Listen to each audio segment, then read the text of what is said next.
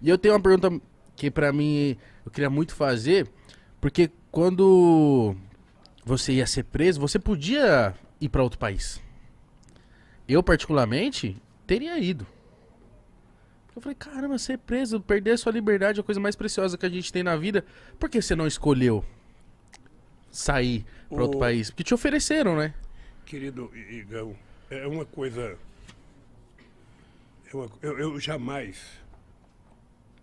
Eu vou contar uma pequena história para vocês saberem o que eu estou falando. Eu. Minha mãe teve 8 filhos. Ela criou esses filhos sozinha, praticamente. Não foram poucas as vezes em que a gente não tinha o que comer em casa. Eu morava no fundo de um bar. O banheiro que a gente utilizava era o banheiro que os bêbados do bar utilizavam. Nossa Era senhora. lá que tinha que tomar banho minha irmã, minha mãe e nós. Eu tinha uma vontade de chupar chiclete de bola. Naquele tempo era chamava de chiclete americano. Você não viveu. O pai de vocês, ou o avô de vocês, Quer dizer, não? sabe, aquele que fazia bola. Você não imagina a loucura que eu tinha de fazer uma bola. E nunca tive dinheiro para comprar o chiclete. Eu trabalhava quando o meu tio ia no banheiro do bar, ele pedia para mim tomar conta do bar, eu poderia roubar um chiclete e levar para casa. E eu não roubava, porque eu tinha medo de envergonhar minha mãe. Eu tinha um companheiro chamado Boquita. Boquita era filho de um cara sergipano, não esqueço nunca. Esse Boquita mascava o chiclete dele o dia inteiro. Quando esse Boquita ia jogar fora, eu pedia para mim. Nossa senhora. Pedia. Não tenho vergonha de dizer isso, não. Pedia o chiclete borrachudo, sabe? Levava para casa, lavava ele, colocava um pouco de açúcar Suco. Botava no e congelador? chupava um pouco. Tá? Eu tinha vontade de comer uma maçã. Naquele tempo tinha umas maçãs argentinas. Filho, eu tinha vontade de roubar uma maçã. Roubar e sair correndo de comer.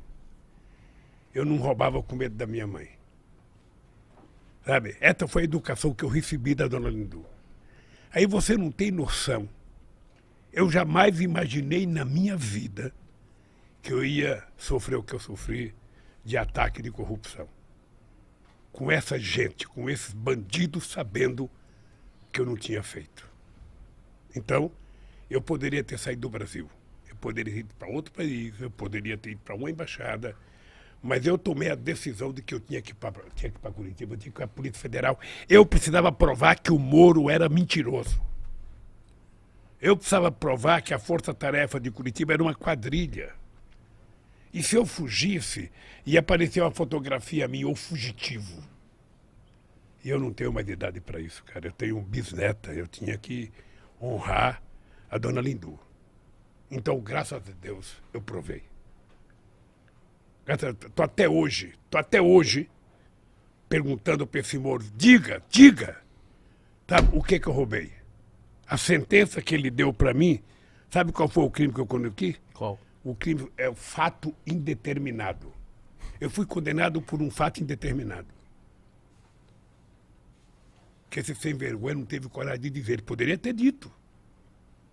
Sabe? Então, é muito duro. É muito duro você estar na sua casa, junto com a sua família, e você vai à televisão ficar 20 minutos falando que você é ladrão. Falando que você roubou.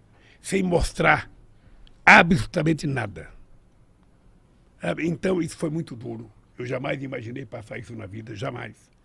Essa é uma marca profunda que eu vou levar na minha vida, sabe?